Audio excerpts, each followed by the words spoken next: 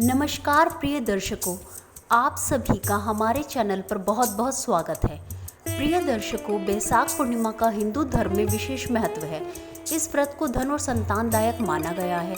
जो भी श्रद्धालु पूरे विधि विधान के साथ बैसाख पूर्णिमा के व्रत की कथा को पूरे नियम के साथ सुनता है, उसके ऊपर भगवान विष्णु और माता लक्ष्मी की विशेष कृपा होती है। आज हम आपको बैसाख पूर्णिमा की कथा के बारे में विस्तार से बताएंगे। कृपया इस वीडियो के अंत तक बने रहें। एक बार द्वापर युग के समय माता यशोदा भगवान श्री कृष्ण से पूछती है कि आप संसार के पालन करता हो, मुझे कोई ऐसा उपाय बताओ जिससे मृत्यु लोक में कोई भी स्त्री विधवा होने के भय न हो, ना ही उसे निसंतान होने का दुख रहे। तब भगवान श्री कृष्ण ने अपनी माँ से कहा कि मैं आपको एक ऐसे ही व्रत के बारे में विस्तार से बताता हूँ। सौभाग्य प्राप्ति के लिए हर महिला को 32 पूर्णमासी तक इस व्रत का पालन करना चाहिए। इससे संतान और सौभाग्य की रक्षा होती है। कांतिका नामक नगर में राजा चंद्रहास्य राज करता था। उसके नगर में एक धनेश्वर नामक का ब्राह्मण भी अपनी पत्नी सुशीला के साथ रहता था। इनके घर में किसी प्रकार के धन संपत्ति की कोई कमी नहीं थी, लेकिन ब्राह्मण की कोई संतान न थी, जिसके कारण दोनों पति पत्नी बहुत दुखी रहते थे। एक बार उस नगर में एक साधु आता है जो सभी घरों से भिक्षा मांगकर गंगा नदी के किनारे भोजन कर जीवन यापन करता था।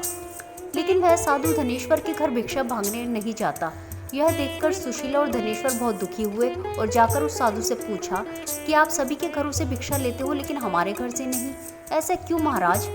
तब साधु ने कहा कि तुम निसंतान हो और ऐसे घर से भिक्षा लेना पतितों के अन्न के समान होता है।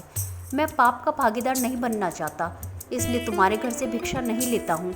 यह सुनकर धनेश्वर बहुत दुखी हो जाता है और साधु से पूछता है कि ऐसा कोई उपाय बताएं जिससे मुझे संतान सुख की प्राप्ति हो। तब साधु ने उस दंपत्ति को 16 दिन तक माँ चंडी के पूजन की सलाह दी, जिसके बाद धनेश्वर और उसकी पत्नी ने ऐसा ही किया। दंपत्ति के आराधना से प्रसन्न होकर माँ काली प्रकट हुई और सुशीला को गर्भवती होने का वरदान दिया और कहा कि प्रत्येक पूर्णिमा को दीपक जलाए। ऐसे ही सभी पूर्णिमा को दीपक की संख्या बढ़ाती जाना जब तक 32 दीपक ना हो जाए। माता के आशीर्वाद के फलस्वरूप सुशीला गर्भवती हुई। काली माता की कहे अनुसार वह दीपक जलाती रही। माँ काली की कृपा और आशीर्वाद से दंपत्ति के घर एक पुत्र का जन्म हुआ, जिसका नाम धनेश्वर और सुशीला ने देवदास रखा। देवदास जब बड़ा हुआ तो धनेश्वर ने उसे विद्या ग्रहण करने के लिए काशी भेजा। काशी में देवदास के साथ एक अजीब दुर्घटना घटी, जिसके कारण धोखे से देवदास का विवाह हो गया। जब देवदास ने बताया कि वह अल्पायु में है, फिर भी उसका विवाह जबरदस्ती करवा दिया गया। कुछ समय बाद जब काल देवदास के प्राण लेने आया तो काल देवदास का प्राण नहीं ले पाया।